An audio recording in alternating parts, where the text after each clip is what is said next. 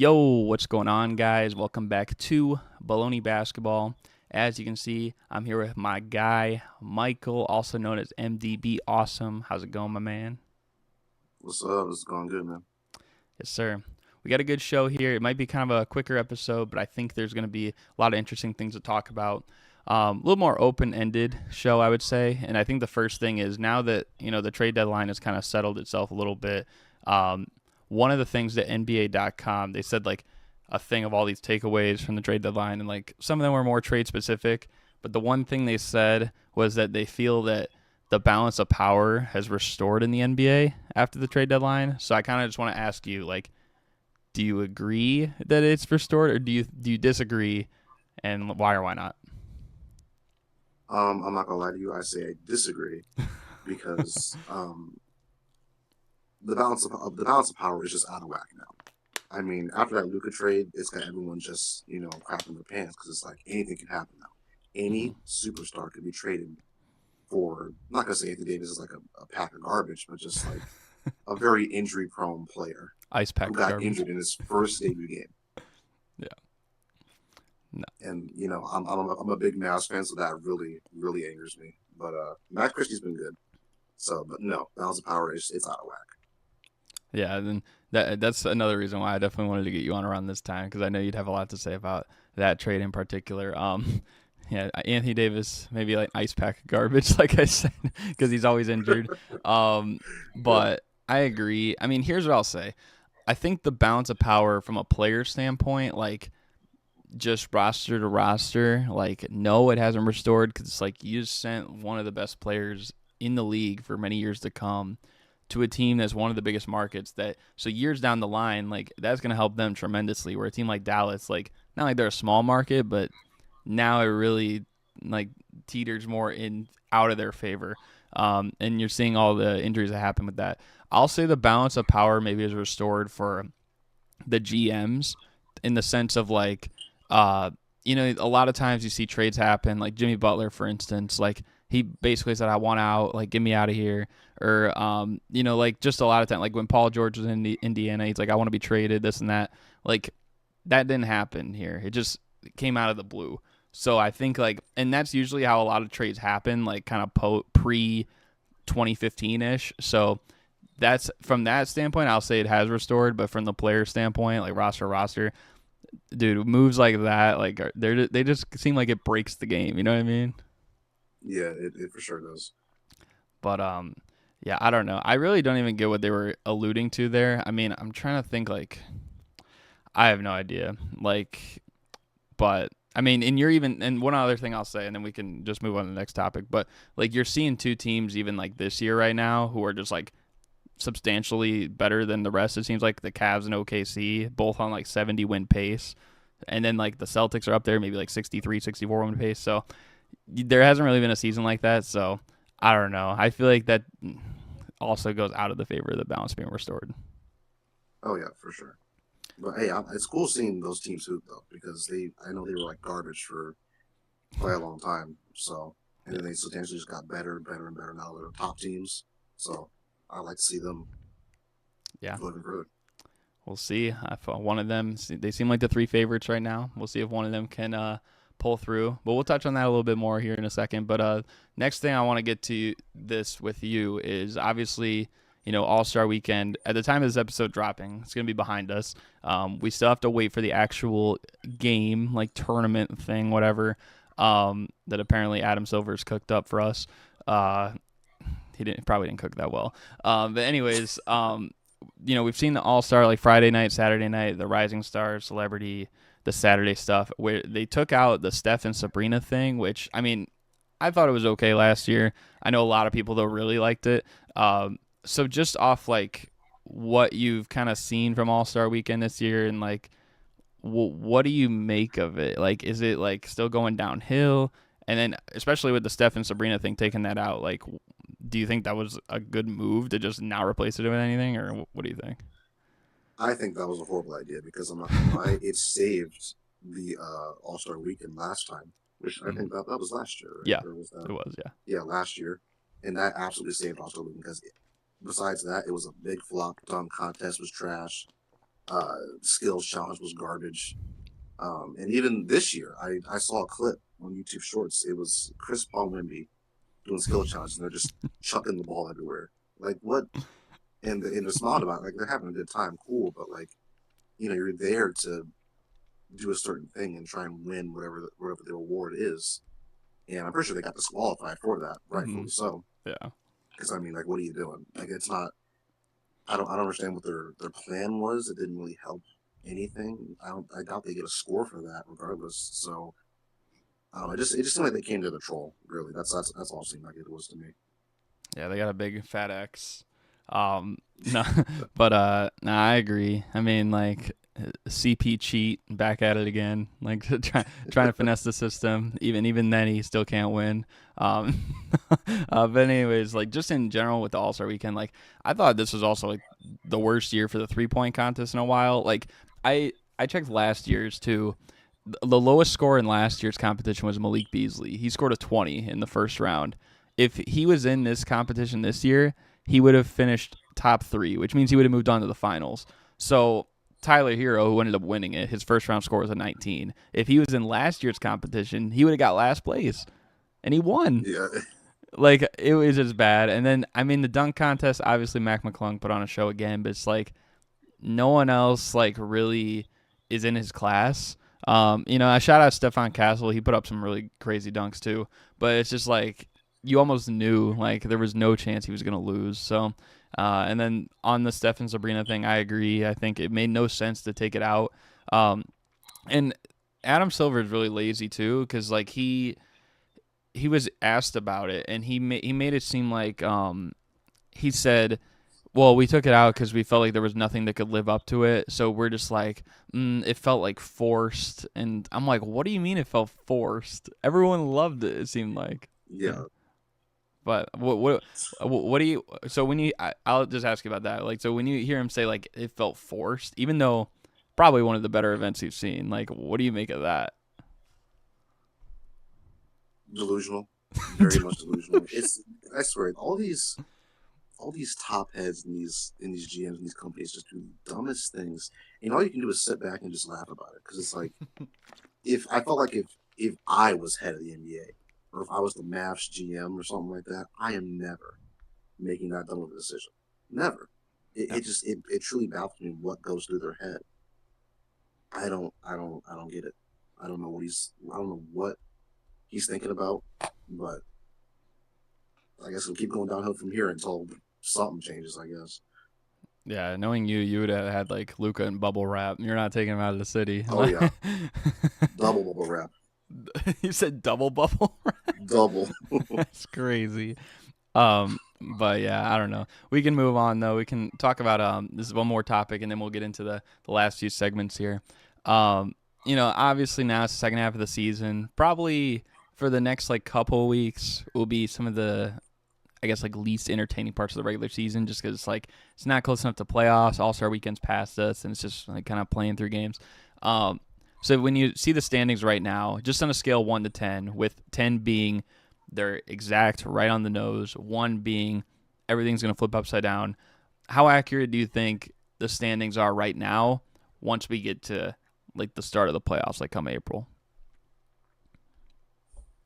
I honestly think I say they're pretty accurate. I don't know. OKC and Cavs for sure. Mm. The Celtics. I've always found the Celtics weird. I don't know. I feel like they're still like a fake team. It's like the Suns. So Yeah. obviously they won it, but I don't know. We'll see what happens. But I think it's pretty accurate for now, unless something magical happens with these other lower teams making a jump up. But I don't see many teams beating these 3. So if you had to put a number on it, what, maybe like a 8, 7, 8? Yeah, I give it an 8. Okay, I respect that. I think I'll stay kind of close. I'll say like a 7. The only things I think might change, I mean, it's interesting with your Mavericks now because 3 bigs are injured. AD, Gafford, and Lively. So they're sitting in 8th. I know they've been winning still impressively, but you got the Warriors with Jimmy Butler. I mean, the Kings get Levine. The Spurs get Fox. And, I mean, The Suns still have Kevin Durant. Like, so I mean, there's teams right there. I think the Rockets, like, as well. Like, right now they're in fourth, but they kind of were slipping right before All-Star break. So, like, I hope they can keep it up because I don't know about you, but I really like the way the Rockets have played this year. So I would like to see them in the postseason, but it just seems like it's going to be harder as it gets down to the end. And then for the East, I think the Magic will figure it out a little more. Like, they had a great start to the year. I think they were top three. Now they're in seventh. I think they find a way maybe to get to fourth or fifth. But I don't know if you have any thoughts on any of those teams or any other teams. Honestly, I forgot the Rockets were even like a top team right now, which is crazy to say. Yeah. But yeah, they have been playing really good basketball. Jalen Green is the GOAT. Um, yeah, I would love to see them go even further. I mean, that would be pretty cool to see a Rockets finals. I Yeah. mean, we haven't seen that in it's been a while. Yeah. And if the Magic or the Knicks make the playoffs and get to the finals, could get a rematch of a former finals matchup. Or we could get them against the Cavs, which I think they're the only team to beat the Cavs this year, like, and sweep them. Like, they swept Cleveland so far this year. So Ooh, if they get that matchup, it might be in their favor. But I do think that some of the other teams, like Thunder, like you said, Nuggets might even pass Memphis. I think the LA teams have a good chance of staying top six. Um, I don't see the Warriors moving much. Do you think the Warriors will move anywhere, like with Jimmy or? I mean, like Jimmy's not a bad piece for that team. Some more defense. He adds some grit to the team, but it's not that big of a move for them to be a lot better, really. Mm. Because I mean, yeah, it's still not that big of a move. I wish it was. Like everyone's saying, it's like a new big three with Steph, Draymond, and Jimmy. and Jimmy. It's like a big old three. I don't know. I don't see it doing much really. Draymond in any big three is crazy. Especially because, like, I he, agree. he was in the skills challenge the other day. He was terrible. Like, he was god awful. Proved why he should never be in it again. But and the only other thing I'll say, and then we can move on if you want. One team that's still down there that you think could maybe turn it around, like maybe the Sixers, but I feel like they're still going to be down there. I think they're going to start like sitting out guys. I think they're going to throw the season away. Like, they just had a really bad year. I could see them like finishing 10th or 11th. Yeah, the Sixers had it rough. Tyrese Maxey has been carrying, Yes, agree. carrying, and him and Jared McCain, but then he got injured, Yeah, which was sad. He was hooping too. He was really good. I thought they were really gonna make some noise, but then he got injured. And Beads being weird, like I don't. It's cooked for that team right now. Paul George is getting slack because he posted some crazy pics of him going nuts at vacation, like over the All Star stuff. So it just doesn't look good for them. Hopefully, Maxie can get It's some not. help soon. But yeah. If you want, though, we can keep it pushing here. Move on to the next topic. This one's only like really a 1 minute segment, and I call it the Honor of the Week. And so essentially, how it works is I am going to give you a uh, former player that you're gonna know. You're gonna have 1 minute to talk about him for good or for bad, and that's pretty much gonna be it. You can say whatever you want about him. It's gonna be someone you definitely know, like I said, and it'll be interesting. I think this one's gonna be one of the more notable ones, of course. So, are you ready?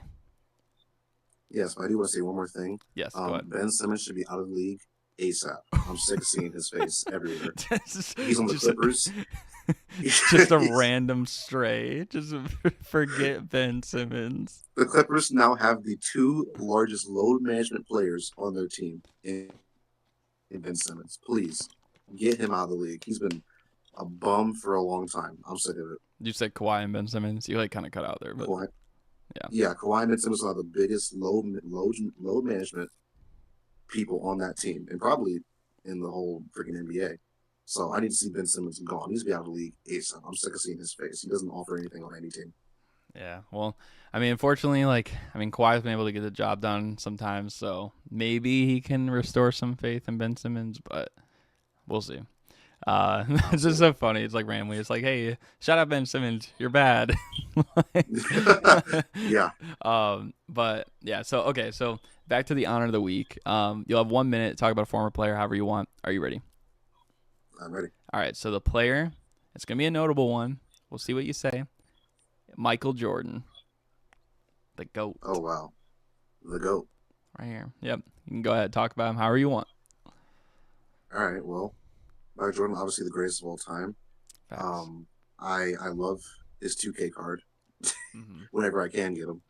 You know, and he probably will honestly remain the GOAT forever, really, because and I remember a friend was talking to me about this too, about how like LeBron has needed so much help over time to try and win that GOAT status, and Jordan, he's got all those rings. He's still beating LeBron in rings. So, and obviously LeBron, he's the All Star, not the All Star, excuse me, the ultimate scorer. But Jordan still throws him out of the water real quick.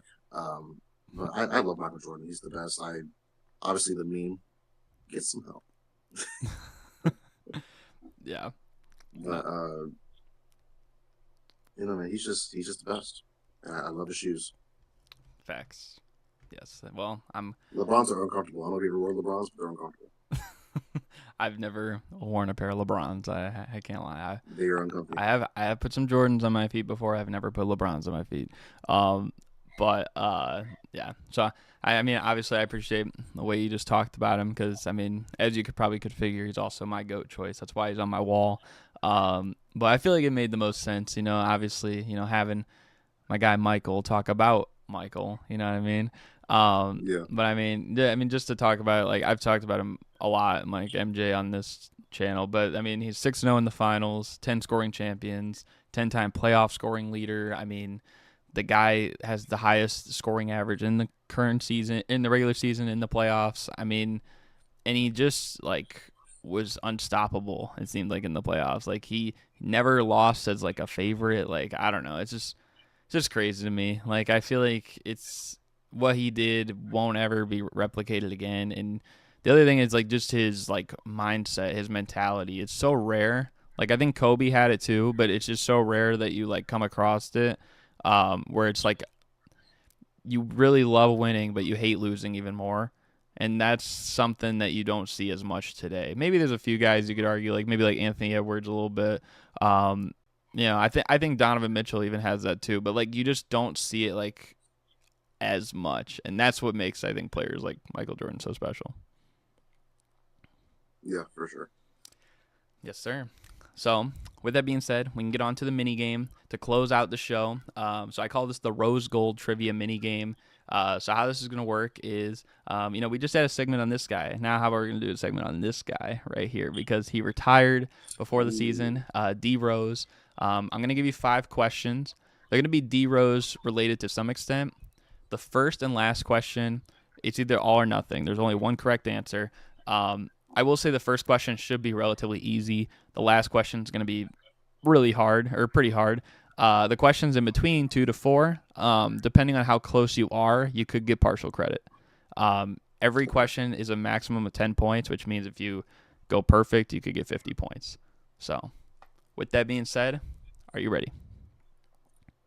I'm ready, but you might be disappointed in me a little bit, but we'll see. I mean, as long as you can get the first question, I think that's about as that's all I'm asking for. Because I know everyone's not gonna know as much about D Rose probably as me. So, uh, Yeah. but the first question is, and now you don't have to overthink this, but what award did Derrick Rose win during his first season in the NBA?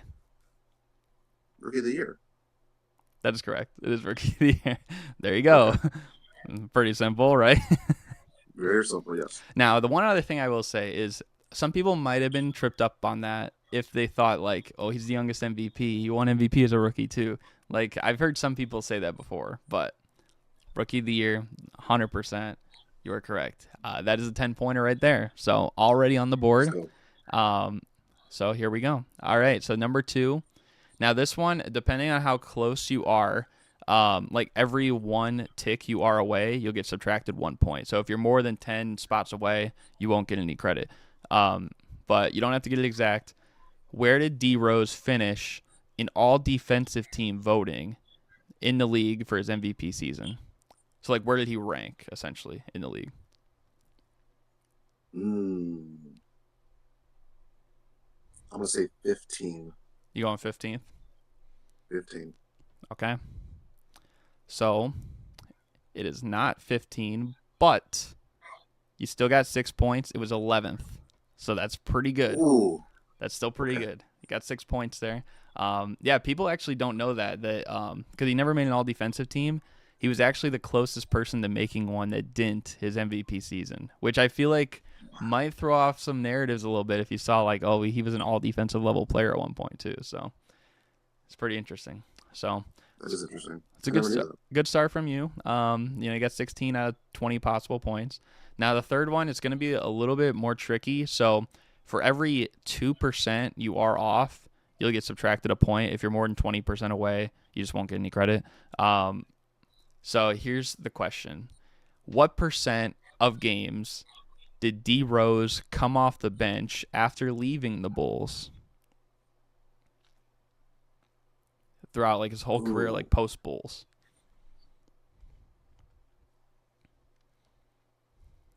Ooh, actually, I'm looking for the percent too. I'm gonna say like 45. You said 45? 45. All right, so locking in 45, is that correct? Yes. Okay. So it is not 45. It was actually 64.35%. Oh, I knew I should have went higher. Now you are within 20%, so you did get 1 point on that one. All right. So you didn't walk away empty-handed on that one. So sitting at 17 right now, but yeah, most of the time after the Bulls, he came off the bench. I think he only came off the bench one game with the Bulls too. So fun fact. It's a very different change there, Now number 4. Now this one's going to be interesting because I'm not necessarily looking for the teammate, although I can tell you afterwards. But number 4, what year did Derrick Rose's oldest teammate ever start in the NBA?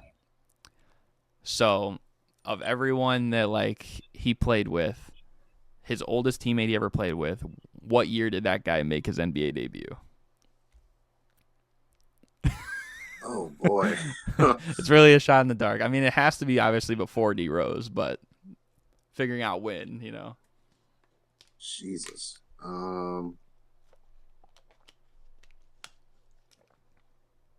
That's rough. It is rough. Because when did he get drafted? Well, I'll tell you this. He won MVP in 2010, 2011. Okay. And clearly that wasn't his rookie year, but... Right. Well, I'm just going to go with like 2001, I guess. Rolling with 2001? Is that what you're going to roll with? 2001. All right. So... It is not 2001, but you still did get some credit on this one as well. It was 1993. Do you happen to know who the teammate is? If you do, that's crazy. No, I have no clue. I'm not gonna lie. If you didn't know the teammate, I would probably give you an extra 10 points just for that. Okay. But no, the teammate was actually Lindsey Hunter. I don't think anyone probably would have known that. Absolutely not. No. Because I didn't know that until I was trying to find it. But I'm like, that would be kind of cool. So I think you're sitting right now at what is that? 19 points. So it's still not bad. So the fifth and final one. Now, if you get this one correct, you will get 10 points. This one's kind of be impossible level though. So are you ready? I'm ready. All right. So in Derrick Rose's last playoff game, he only had 1 assist in the game. Who was that assist to? Now you got to think about like teams he was on near the end of his career, maybe. Who was on those teams? This was his last playoff game. Last playoff game. Oh God. I guess I can tell you the year. I won't tell you the team, but I can tell you what year if you want to know. Okay. It was in 2023. Oh. Okay. So yeah, he was on the. Yeah, I'm pretty sure he was on the Grizzlies. So that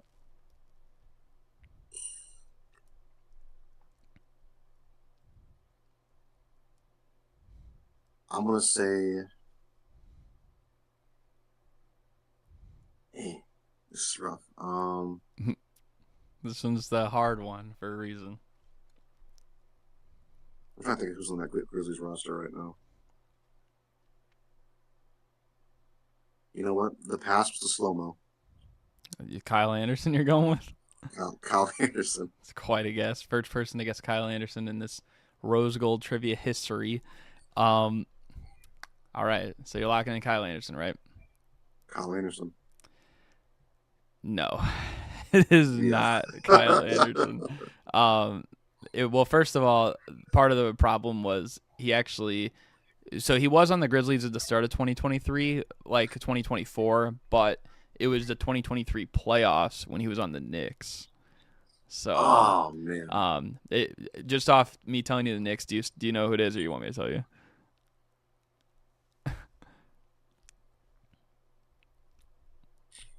Then yeah, I still don't know. Josh Hart. No, it wasn't. It was Obi Toppin.